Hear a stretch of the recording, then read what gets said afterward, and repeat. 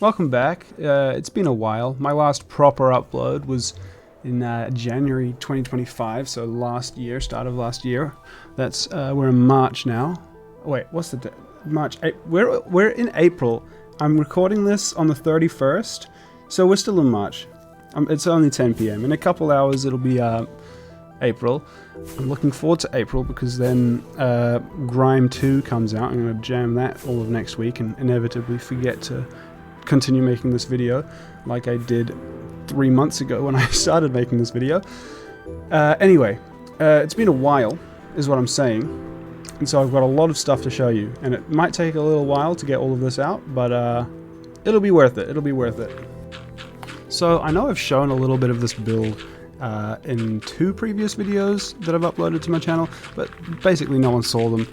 I'm not really expecting anyone to see this video either, but I would love to also show the progress from absolutely nothing to where it is today, and I have to say I'm really excited to show you the final product. It's looking really good at the moment. I actually finished this project probably more, like December last year, so it's 2026 now. Almost April as we've gone over, and I finished it probably in December, and I've done a whole big project since then as well, which I'm also excited to show you all. But first we're going to start out with a fair bit of terraforming, so then we can make the path to the village. And if you don't know, what we're working on is a village that we can put our little bee farm in. Now, I never really needed a bee farm. I guess I just wanted a couple of honey blocks for maybe some redstone contraption, but we're talking like two honey blocks. It was more of a nominal reason to make something fun and cool, which is the entire village and cathedral surrounding this small bee farm. So with the path from the Circle City to where our village is going to be completed, well, not completed, I've laid out the foundations, and the landscaping, terraforming mostly done. We can finally start on the terraforming for the village, although first of all we're going to have to get rid of all of these trees. So I'm going to do something here called saving you a heap of time, because this probably took like 4 or 5 hours. I don't know, it was like over a year ago that I did this. This took a long time. To get through all of the work that we got to do today, we're going to have to skip a vast majority of the work I was doing, because this is like a year or more long project, so you'll understand. As you can see, we've cleared out all the trees, and it's time to get on with the terraforming and making a sort of base ground level for the village to be seating on. It's really nice to look back and see all of these old clips and see and think about how far I've come from then.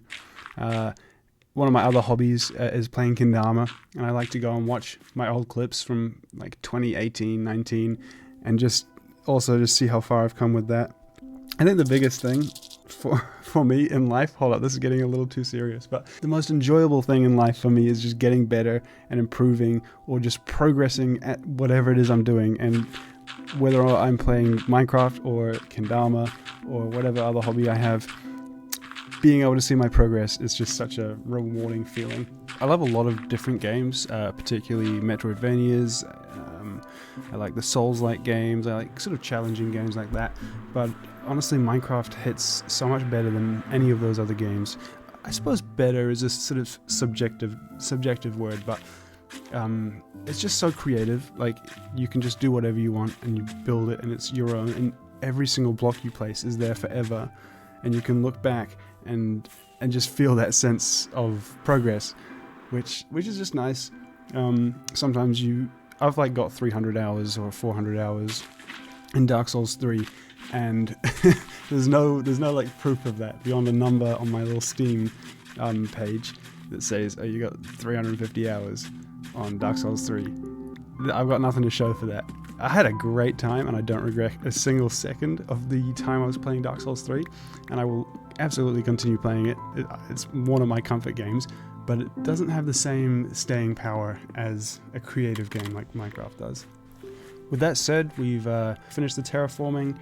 We've got the paths in place, a very rough sketch of the paths. I headed out to find some bee nests, and I found these 2 right next to each other, always good. And we've got our first building with a little wheat field smack dab in the middle. This is going to be the main entrance to the bee farm, which is going to be underneath. We'll get to that, don't worry.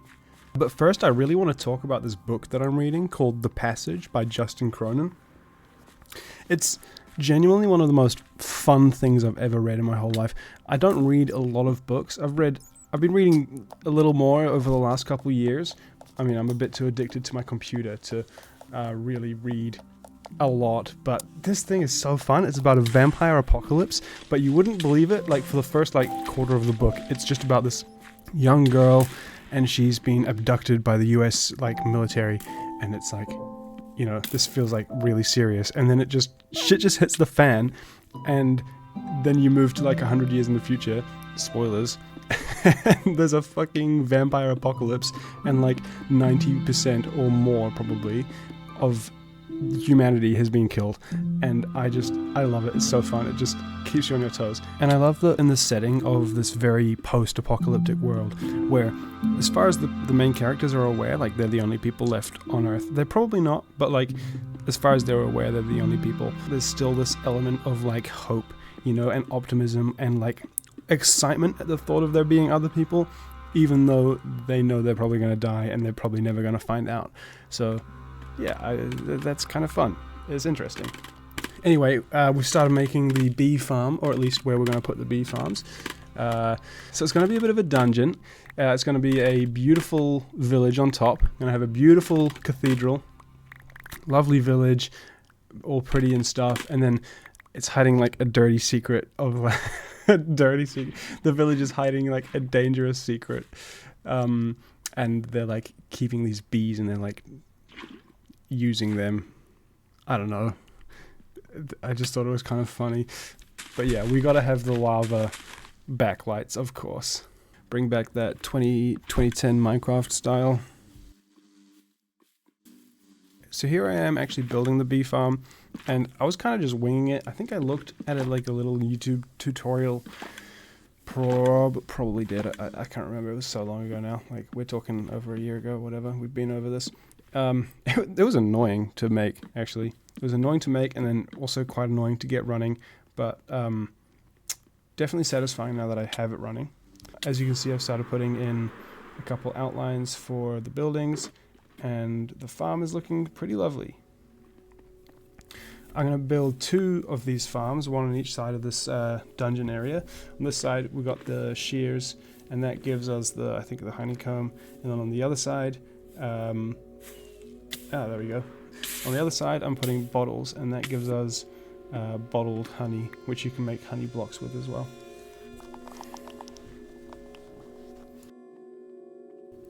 So here's just a bit of cleanup and showing off my build before we get started on to the next part of the project. I started putting in the outlines for the buildings and labeling some of the locations as well. I like these building outlines to have edges that are an uneven number of blocks, so 7 by 9, rectangle, or 9 by 11. And that just means that you can have one central block in the middle, so your roof can meet at one block instead of meeting at 2 blocks and being thick and a bit awkward to build with. It's just, for me, the nicest way to build. Obviously there are you can easily break this rule whenever you want. Anyway, here I'm starting on putting the outlines for the cathedral. I cleared out a flat space with my shovel, and now I'm putting in the outlines. And as you can see, I'm messing it up and having to redo it a lot of times, and that's just part of the process. It does not happen overnight. It took quite a while, but that's the fun of it, And just like that, I've got all of my outlines, or at least most of my outlines, completed. I've got the outlines of the buildings, I've got the outlines of all of the little fields and the bigger fields, I've got the outlines of where the paths are going to be, because I'm going to make them a little bit better, I suppose. And I've also got a llama in the cathedral, suspiciously missing his owner. No idea what happened to him.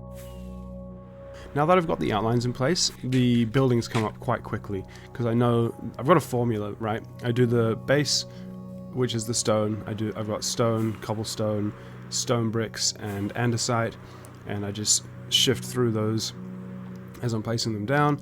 And then I put the corners. For most of this build, they're going to be oak logs like that, and then I put the top half, which for a lot of these builds are going to be stripped oak logs.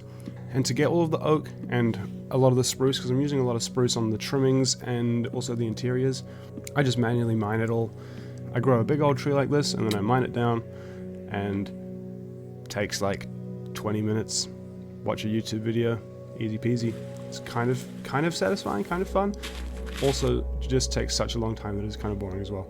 Mining the oak is a lot more annoying than mining the spruce, because the spruce you can get it all in one spot really easily. The oak is a bit more annoying, but it's not going to be nearly as annoying as what I have to do later in the video, which is spend hours and hours mining mangrove logs. But we'll get there, we'll get there. As with any village build, I'll always choose a random house, or one that I think is quite nice. I'll set up base in there, and that'll be my storage spot. That'll be my home while I'm building it. And I've chosen this one, and it's one of the first builds I'm going to complete after the little cottage that the bee farm is on top of. Now that I've moved my stuff in, I can start putting the roofs on these houses. The color palette for this village is going to be yellow and red, because they are, I'm guessing they're complementary colors. I don't really know much about color theory. I just asked my girlfriend about this stuff. She's an artist, so she knows it better than me. I could look this up. It would take me about 2 minutes. I can't be bothered. So yellow and red, it looks pretty nice. I'm pretty happy with the end result. At the moment, we've just put on those roofs, and we're starting to build up some of the foundations for the other buildings. It's coming together quite nicely by this point. You can really feel like the weight of the buildings, or how they're going to feel when they're done. It's also rewarding to finally see some sort of progress and to actually get cracking into the meat of the build.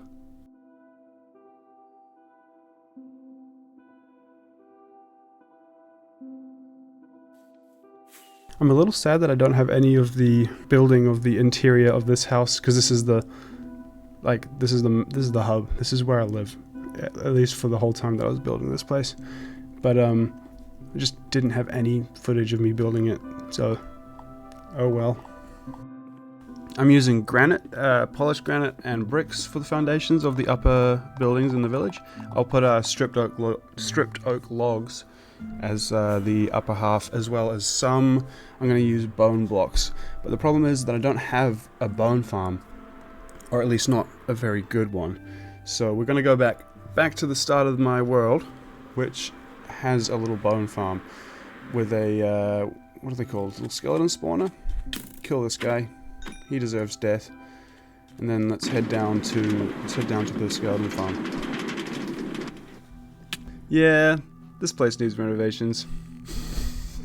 Thanks to the shortcut that I like to call speeding up the clip by 750%, we can be already at the bone farm in about 3 seconds.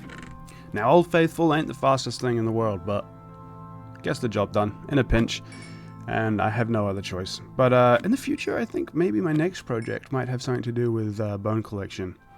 Anyway, this thing works kind of fine if you just leave it for like 5 minutes, let them hang out there, literally go do something else, come back, get some bones. Obviously that's not the most efficient way to run it, because they'll be filling up the mob cap, but you may have noticed that I don't play Minecraft in the most efficient way possible. I kind of just mess around most of the time. In fact, that is actually something I kind of struggle with. I'll just find myself kind of doing nothing for hours on end, especially if I'm like stumped on a build. I'll go and sit at a nice high point and look at my build so far and be like, yeah, I have no idea what I should do. And then I don't do anything for like extended periods of time. It's not just in Minecraft either. It's like I'll get home from work, and instead of actually sitting down to play Minecraft, get some building done, do something productive, or even like take a shower, make dinner, whatever, I'll just sit on the couch for like 2 hours and scroll. Not every day, and like at the moment I've deleted Instagram off my phone because I was scrolling too much. But yeah, it's so frustrating how easily I get distracted by these things. I will say that I'm happy that I have the motivation to do certain things. I have projects that I'm working on in Minecraft and elsewhere in my life. And that does give me the motivation to not just go on my phone the whole time. But even then, I still spend way too much time just looking at my phone, literally just wasting my life. It's okay though, because I mean, no one's perfect, and you can only get better and try and use your time more wisely. But goddamn, I'm lazy sometimes. Anyway, All these mangrove logs were an absolute pain in the ass to mine. It took me so long. But after this excursion, I did manage to get, I think, one double chest full of mangrove logs. I tried initially to make a sort of mangrove log farm, as in really simple, just putting down the mangrove sapling, growing it, mining it down, except it creates so many leaves per like each log, right? Like probably like 10 leaves for one log, that it was too much work. So I just went to the mangrove swamp, flying around, use your hoe, mine the leaves, and then axe, mine the logs, get out of there as quickly as possible, get to the next one, and just repeated that for like 2 evenings of like 2 or 3 hours playing Minecraft. But yeah, got it done eventually, and that did me for the majority of the rest of the time. I did have to do another big mangrove collection for the cathedral, but this did me for most of the village, I think. The red terracotta that I'm also using with the mangrove was pretty easy to collect. I just went to a mesa biome, which is near my circle, not my circle city that is near this village, but my OG base. It's just near there. Set up a beacon, insta-mine a bunch of red terracotta, easy peasy, done.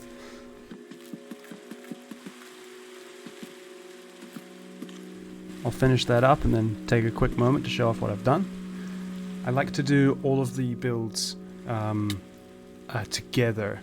I'll try and explain it. If I'm doing the roofs and they're all the same color, I'll do all of the roofs of that color. If I'm doing the foundations, you saw me do them all at the same time, and then the upper part of the buildings all at the same time. I used to do it in some of my previous builds. I used to do one building at a time, start to finish, all the decorations, all of that. But then I realized if I'm building like I haven't counted how many houses there are here. If I'm building like 30 houses, it's going to be so much quicker to build them all together. Foundation, upper part, trimming of the roof, or roof trimming, and then the roof. And then after all that's done, then I can finally go in and put on the decorations. If I'm feeling super spicy, then I can add in interiors as well. Although I didn't do many interiors for this build because it took me so long as it is. What I do is I put like just a spruce floor, some lights, just so it's not like disgusting dirt, whatever, when you go inside, but it's definitely not a completed interiors for most of the buildings. In some of my other cities that I've made it, and some like the villages as well, they have complete interiors, and it's really cool, but like you don't really engage with it at all as you're walking through, having a look at it. So I thought it kind of doesn't really matter. I'm just going to skip a lot of the interiors and just put the most important ones in.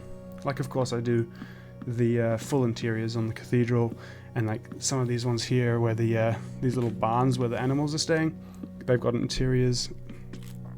Anything that I think I'm going to actually go inside of ever again, then I'll put an interior in that. But otherwise, I actually don't have the time or energy to be doing that. While I was on that ramble about interiors or whatever, I built the lake with the river flowing into it. I didn't have any footage of like back then when I just made the river, so I showed some more recent footage and tried to not show the rest. And then I also put in these cool little decorative crenellations on the top of the houses, and this is something that I've been experimenting with recently, just trying something a bit different, making them unique, having these patterns on the top. My girlfriend said that they look kind of like Oriental style. They weren't really supposed to, but I can kind of see it. I think it looks pretty cool. And yeah, really happy with how those crenellations turned out. Here I've just been putting in the streets with the cobblestone and the stone and stuff for the more wealthy part of town. And I do think that this is maybe my least favorite part of this village. It just doesn't feel very well planned. And some of the houses didn't fit perfectly into the hillside. It looks nice from a distance, but I just think when you're interacting with it, when you're walking through it, it doesn't make as much sense as the starting part of the village does. With this village project, I was really trying to focus on wayfinding and just orientation in general, and using landmarks such as the cathedral that pull you through a space. And I just think that the first half of the village, like with the more of the yellow houses, does it a lot better than the second half leading up to the cathedral. But I think the most important thing is having these initial landmarks. You've got this windmill, and you've got this kind of, what do you call this? It's like a castle. It's like a viewing building to look out over the scenery. This is a visual landmark as well that would pull you up from the fields if you're walking along the path from the Circle City, and pique your interest and make you want to walk towards this landmark and then into the village, and you'll see the cathedral as you're going through, and that'll pull you through the village. And all of these ideas are just to encourage you to naturally walk through the build and enjoy your viewing experience, as someone who's engaging with it once it's completed, which is mostly me. One of the final projects I need to do before I can get started on the cathedral is making this tree, which I'm going to have a nether portal in, which of course leads to my nether hub in the nether. I like to build larger trees particularly with dirt first, because it's a really expendable material, and then go in with the oak logs afterwards to replace all of the dirt. I learned this strat from, I think it was Good Times with Scar. It was years ago, back in the old Hermitcraft days. I guess they're still making Hermitcraft videos, but I don't really watch it anymore. But yeah, Good Times with Scar. He's always got amazing tips for building in particular. And his natural style builds, like his trees and organic builds, are really beautiful. Honestly, there's something else. I find organic builds quite challenging, especially trees. They're just a little bit weird. I've been working on them. I've got a couple of them in this build. They're not quite perfect in my mind, although I am pretty happy with my progress with the organic style. And I like this tree in particular as well. Here's a quick look at the other side of the portal, and I love the interior, because the interior you don't really have to bother about how it looks like from the outside, of course. So you just go all out on the decoration and just making it look very organic and cozy. The village still needs a few more details, a couple touch-ups, but for the most part it's done, and I'm really happy with how it's turning out. I think we can finally get started on the cathedral, so let's start putting up the outlines. Time lapse? Yeah, sure, time lapse, let's do it.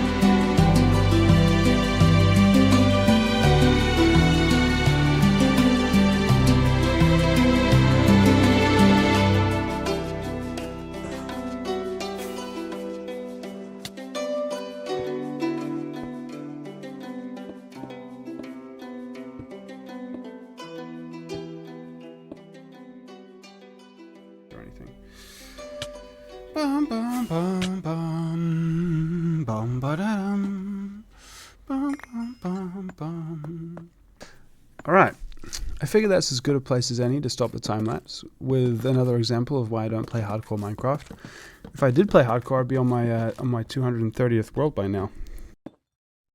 Once I had my dirt outlines completed, I had to actually start building. This was a rather daunting process because I knew I couldn't just build up huge flat walls and add in details later.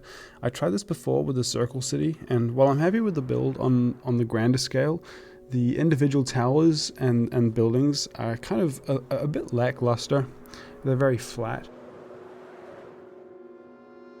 At this time, I spent full weeks playing other games, distracting myself from the task at hand. I would build a little bit, then tear it down, or just feel so uninspired that I had to do something else. But at some point, I think it was when I'd nearly completed those first 2 towers, my brain just clicked into gear and I knew what to do. It was still challenging, but once it was underway, there was no stopping me.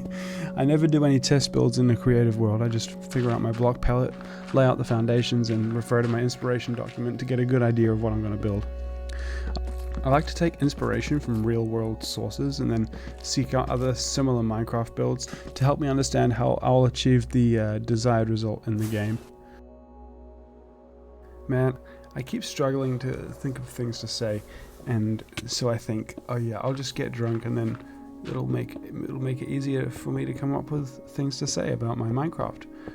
But in reality, it just makes me slur my words and then delete all of my progress because I'm embarrassed about it when I am sober the next day and I restart this whole process. So most likely this isn't even going to go into the video, but oh my gosh, hopefully I finish this thing soon. This has taken, it is now the 11th of January, February, March, the 11th of April. I started 11 days ago on just the audio. I made the video, I put the video together in like January, I think. And then I forgot about it and moved on. Maybe this week I'll finish the audio. We are 27 minutes in. There's only 13 minutes left. It's really rewarding at the end once it's all done. But gosh, this is hard for me right now. I think if it wasn't challenging for me, it wouldn't be so rewarding, you know? If it was just easy, I just whip it up immediately. Super duper easy. All the videos, put them into the timeline. I know exactly what to say, just off the top of my head. Easy peasy, chuck it back into the timeline. Then it would be like, okay, this is just kind of boring. Admittedly, making these videos is kind of boring. It is a little bit boring. But like, that's life, you know? And then you get to the end of the video and you're like, wow, I pushed through the boring bits. And now I have a video I'm proud of. I rarely have videos I'm proud of because I'm not a video editor, I just play Minecraft. But if I do have a video I'm proud of, then it definitely was boring at times. I don't know what this means. Maybe this is deeper than we think, but most likely it's just that good things take time. That said, we're at the final push of this whole build. We've built the cathedral, we've built the interiors, we're building the redstone contraption so you can fall down and then you can run along and you can go make your merry little way over to the bee farm from the altar at the cathedral. There's even an ice highway, which theoretically, if you brought your boat with you, you could use. Although I've never done that, but that was the intended purpose. The redstone contraption, making that hole in the ground, that was really fun. I just looked up a 3x3. Is it 3? Yeah, 3x3 hole in the ground trapdoor redstone contraption. And I followed a YouTube tutorial and it worked pretty much perfectly. It did take a little bit of finagling to get it to work, but once it worked, it's been working clean as ever since. I love these little redstone secrets in my world. There's a couple secret locations in my end base. I need to reincorporate some of these sort of secret doors and secret places into my more recent builds because they're really fun. I love that added bit of interactivity in my world. Without some of these little redstone secrets, there's basically no reason to go visit some of these places, but with them there, you can hit that button, open the door, magic. You go inside and it's nicely decorated, it's fun. You go in there and you're like, wow, I remember 5 years ago I built this thing, and I'm like in a little time capsule right now, and for me personally, that's really fun. I enjoyed the process not only of building the redstone contraption, but also hiding it from view.